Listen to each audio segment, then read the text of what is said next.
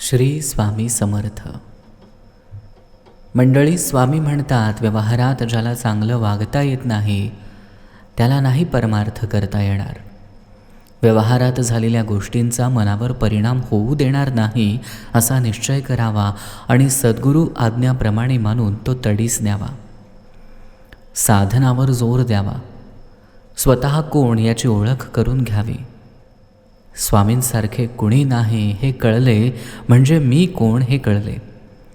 निर्गुण जरी समजले तरी सगुण नाही सोडू. माझ्या मुखी राम आला यापरे दुसरे भाग्य कोणते. हृदयात स्फूर्ती येऊनच आपण बोलतो. मग आमच्या मुखात राम आला तर हृदयात नाही असे कसे म्हणावे. संतांचा समागम केला म्हणजे आपण मार्गाला लागलो. आता आपण साधूला व्यवहारात आणतो आणि नंतर तो आपल्याशी व्यवहाराने वागला म्हणजे त्याच्याजवळ समता नाही म्हणून उलट ओरड करतो. खरं तर स्वामी हे देहाचे रोग बरे करत नसून ते त्या रोगांची भीती नाहीशी करतात. स्वामी आपल्याला पटवून देतात की आपल्याला काहीच झालं नाही, आपण ठणठणीत बरे आहोत.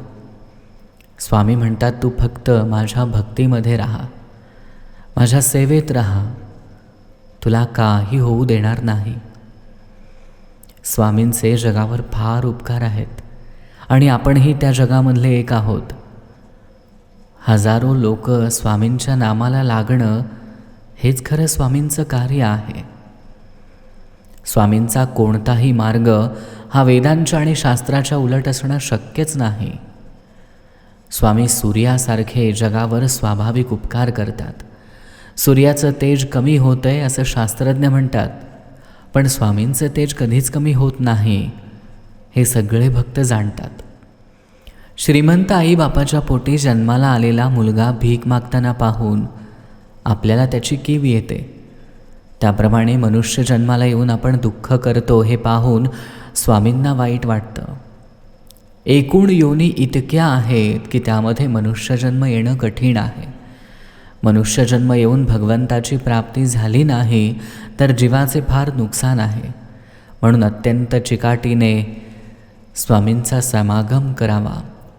स्वामींची कृपा प्राप्त करून घ्यावी. स्वामींनी जो मार्ग आखला त्यावर डोळे मिटून जावे. पडण्याची, अडखळण्याची भीतीच नाही.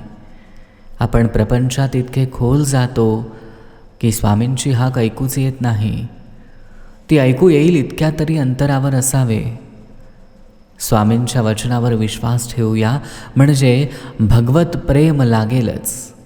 ते लागल्यावर विषय प्रेम कमी होईल. म्हणून स्वामींची संगत करणे एवढे जरी केले तरी कल्याण होईल. जमेल तेवढी स्वामींची सेवा करूया. स्वामींना फक्त काय हवं आहे, तुमची भक्ती हवी आहे, तुमचं प्रेम हवं आहे, तेवढंच आपण करूया, बाकी काही नको. श्री स्वामी समर्थ.